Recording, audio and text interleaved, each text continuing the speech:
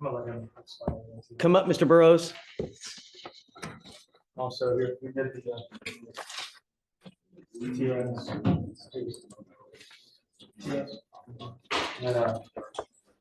And What happens when a DJ claims his makeup caused him to fail an alcohol test? 4 times. Today, we're diving into one of the most bizarre DWI cases we've ever covered, where cosplay meets courtroom drama, and a judge who's heard it all isn't buying excuses. We got a defendant who's been given second chances, a mother defending her son, and alcohol readings that'll make your jaw drop.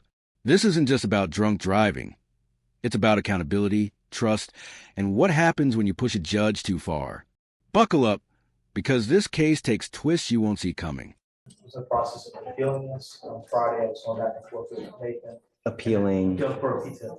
And Oh, so they denied him? No, we're almost there. Pizza, the decision, and then this came, so I'm really excited to talk to you. I told him about this on Friday. He drove straight to the pretrial services.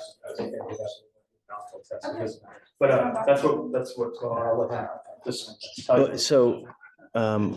But I don't understand what you're saying about appealing. What are you? No, I'm doing a P-tip appeal because he's not necessarily allowed to P-tip what the situation is, so I did. You mean you're doing a mitigation packet? I already did. Everything's turned in. I did everything, mitigation packet. They said yes. I don't know yet. Oh, you don't know? We're going back and forth, and then I stopped that because I literally, I got that report right then and there. I was going back and forth with Nathan on Friday. Do you guys have any guidance on Burrows? It looks like he's filed for the diversion program for the DWI. Amanda? Just whether he's been accepted into the program. No, are you Amanda? I'm sorry. I'm not. Oh, sorry. She works for recovery. Okay. So I believe that Nathan he was waiting because there was a previous DWI that was filed out of county, and he was waiting to receive the OR from that previous DWI. Because we don't know, it might have been dismissed. No, it was dismissed. I gave him the dismissal paperwork, and it was because there was nothing on But it. I still have to know too, so I can take the appropriate action as far as bond condition. I'm happy to email Go ahead. Nathan right now. I think we just received the OR this morning Where from and when? from Galveston County. Let me look for the judge. Hold up. Let's break this down because this is where things get messy. We got a DWI case that's been dragging since June, and now they're just discovering there was a previous DWI from 2019 in Galveston County. That a red flag the size of Texas. In the legal world, prior offenses can completely change how a case is handled. We're talking stricter bond conditions, harsher sentences, and zero-tolerance policies. The fact that this information is just surfacing months later shows either serious miscommunication or someone wasn't being fully transparent. And here's the kicker. Even though that 2019 case was dismissed, the judge can still consider it when setting bond conditions. What do you think? Innocent oversight or calculated concealment? This case has been open since June. I'm just now finding out that he had. I didn't know it either because he thought it was expunged because it says interest adjustments, no evidence for DWI. Basically, it was like he had no, it was nothing, it just got thrown out. So that being said, he said he didn't do anything. That's whatever. That's that. But Yeah, I think it had been, I think that we are all in agreement that it was dismissed. I think Nathan just wanted the copy of the offense What report. year was it? 1 second, Judge. Yes, Judge, the DWI is from 2019. Yeah, I probably would have put an interlock on him. but the reasoning on the dismissal, he put it on there. And now he's still consuming alcohol, Mike. That's what I'm saying. He's here to tell you, I don't believe that's the case. He swears up and down he didn't. He puts, Have a scram. I understand that. And he puts some like crazy amount of makeup on him, and the alcohol, it's, I gave you the pictures of it also. It's called alcohol. Wait. Did we just hear what I think we heard? This man is claiming that makeup triggered his scram device. For those who don't know, scram devices are ankle monitors that detect alcohol through your sweat 24/7. They're incredibly sensitive, and yes, certain products can cause false positives. But here's where it gets wild. He's not just saying it happened once. We're about to find out that it allegedly happened multiple times. Now, as a DJ who does cosplay, sure, heavy makeup use is plausible.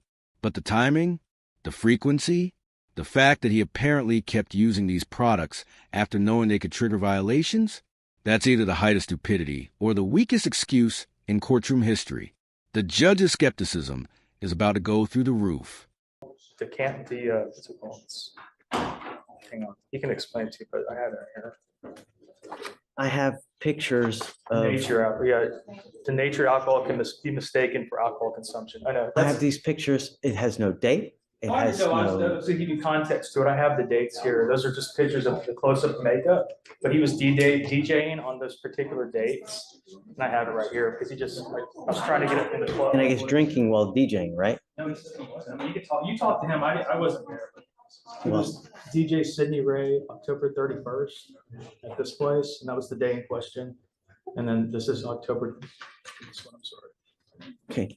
So October 27th. I have here that you're consuming alcohol. I have here that the consumption is October 26th, Yeah, that's the, it believes in October 30th, November 9th. November 9th. Oh, and October 9th. So That was, yeah. I have 4 different events that you're consuming alcohol. For October 9th, Your Honor, that was whenever you told me to put the scram on, and I put the scram on right after that. And then those other 3 dates. So you're allegedly consuming alcohol the day I tell you to put it on. No, he did it that's the day and then he put it on. No, that's the violation. We addressed that. I have a positive for alcohol on the 9th of October. Not from the scramble thing. Yes.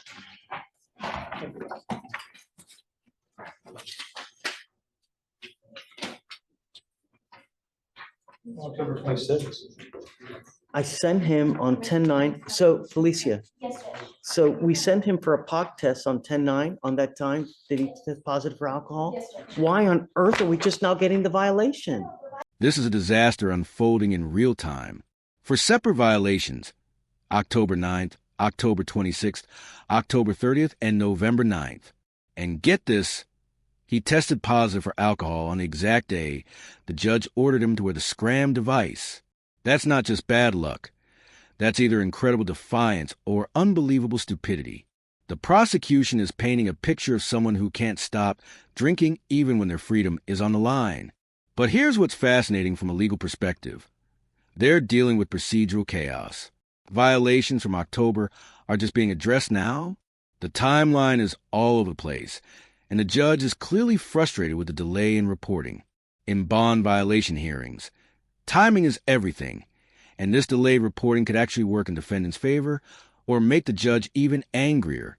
What would you do if you were the judge? Violation was already addressed. That was addressed. Yes, that violation was already addressed in a previous BVR. They started to put it in that section, that's why I didn't highlight it. But I Did I don't, address that BVR? yes, and that's when we amended the conditions to put a scram. Okay, so now we have alcohol consumption as a second violation on top of all this. For the scram itself. I've been very grateful for the second chance you gave me. That was from the makeup that I applied to myself, and I was just ignorant to the fact that that would actually set off my scram device, but I have not consumed another alcohol beverage at all. Those are also the days that I was working, I was entertaining. I did not consume another alcohol beverage at all, so I've been very grateful. I'm not stupid. I wouldn't consume another alcoholic beverage after you put the scram device. in the Mr. cell. Burrows, I told you at every single stage of this game, do not put anything into your body that could be positive for alcohol. It is your responsibility to know what you can and cannot use. You're old enough to know that actions have consequences. Yes, And sir. here we are. I've already let you go one time with a positive for alcohol. When I told you not to consume, you literally tested positive on the day that we sent you for the test. And now we have another 3 positives for alcohol. I don't think that's all. That's the part, the other parts, yeah, but the first part, that's not, he didn't test positive.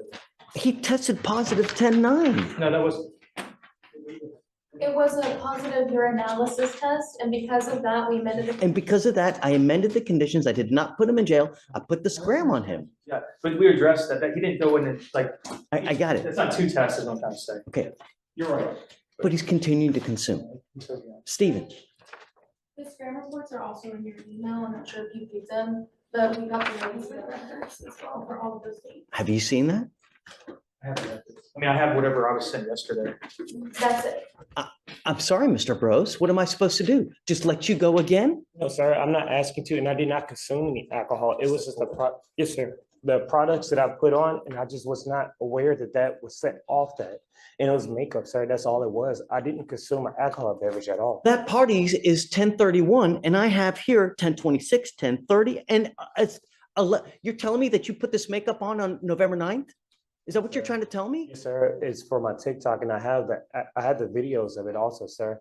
I do cosplay, and I just put on those products, and that was the sweat from it. I had no idea that that would actually get inside my blood system and and set that off. You have levels? Yes, they're in the scram report. What is it? I have Oh, he just made a critical error. He said the makeup got inside my blood system, but that's not how scram devices work. They detect alcohol through skin, not blood. This slip-up shows he doesn't even understand the technology he's trying to blame. And now he's bringing up TikTok and cosplay? Look, I've seen defendants try every excuse in the book, but claiming you're a .08 because of cosplay makeup is a new one. For context, scram devices can detect environmental alcohol from products, but they're designed to differentiate between consumption and environmental exposure through something called TAC curves. The device measures the absorption rate and elimination rate. Drinking alcohol creates a specific pattern that's different from external exposure. The prosecution knows this. The judge knows this. And now we're about to see the exact numbers that are going to seal this man's fate.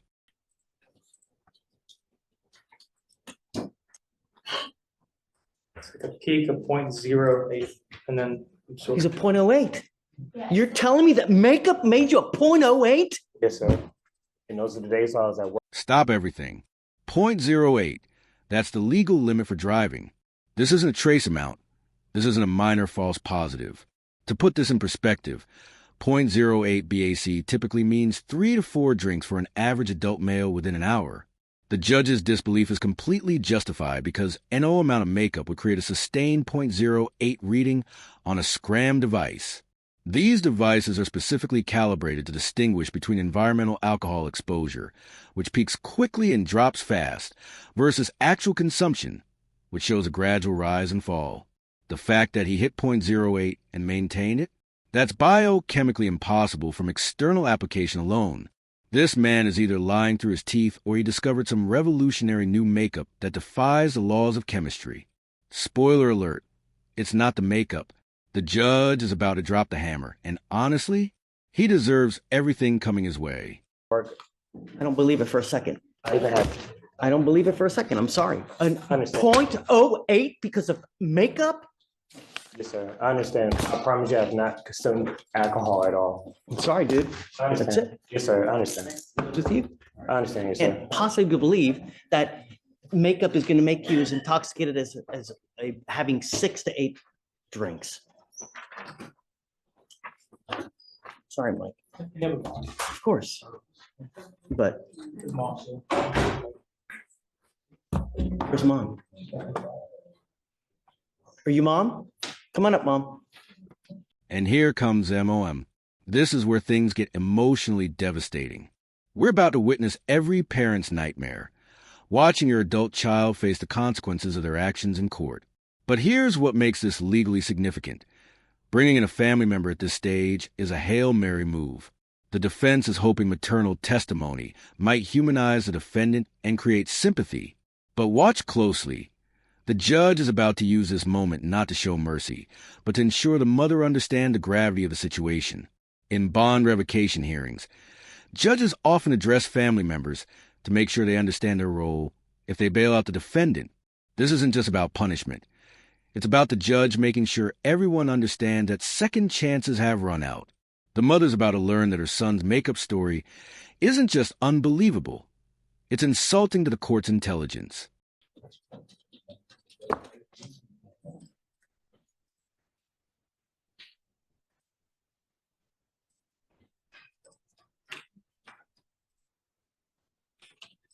Thank you so much for coming. I want you to understand that the last time we were here, your son tested positive for alcohol, and I told him that there was absolutely just no tolerance. And I advised him to know what you put in your body, because it doesn't matter if you test positive. I go through a whole spiel: tequila, lollipop, hair dye, just cakes, candies, foods, gums, energy drinks, whatever it may be. You test positive, I'm going to end up revoking your bond. We've already asked him once. I put a monitor to ensure that he's not consuming alcohol. This is not the first time we were here with the DWI. We're here yet again on another one. I understand that the other one was dismissed, but I guess it wasn't enough to catch his attention. And now we're here yet on another one, and he's continuing to consume. And it's not just once, it's not twice, it's not thrice, it continues to happen. So as a result, I have to show him that we mean business. And as a result, I have to put him in custody. I've been on him, and I know hasn't been drinking, but, I can argue, but, I know he hasn't drank. He has to know that you're on bond for a very serious case. We've asked you and told you not to use anything that has alcohol in it. And I cannot believe that makeup will cause you to be a 0.08. That's literally the legal limit, 0.08. That's usually someone consuming, a typical drink is around 0.02. So to get to a 0.08 in whatever, based on time frame and everybody's different, but it's a lot. So I'm sorry, man. That's why we put him in. Mike, I'll set the bond at 5,000. I don't know, what's it at now? Okay, I'll set it at 5,000 too, so it's not. And then we'll see, And there it is. Bond revoked and reset at $5,000. Let's recap this absolutely wild case. A DJ with a previous DWI claims his cosplay makeup caused him to test at 0.08 BAC, the legal limit, on a scram ankle monitor for separate times. The judge, who had already given him a second chance after his first violation, wasn't buying the makeup defense for a second. And honestly, neither should we. This case perfectly illustrates why judges have zero tolerance for bond violations, especially in DWI cases where public safety is at stake. Mr. Burroughs learned the hard way that when a judge says don't consume anything with alcohol, they mean it. Makeup, mouthwash, or martinis, it doesn't matter. The legal lesson here? Bond conditions aren't suggestions. They're requirements. Violate them, and you'll find yourself behind bars faster than you can say, it was just makeup. If this case shocked you as much as it shocked us, smash that like button. Drop a comment below. Do you think the makeup excuse had any merit, or was this guy just caught red-handed? And don't forget to subscribe and hit the notification bell for more jaw-dropping courtroom breakdowns, where excuses collapse and justice gets served. We'll see you in the next one, where the truth always comes out, no matter how much makeup you put on it.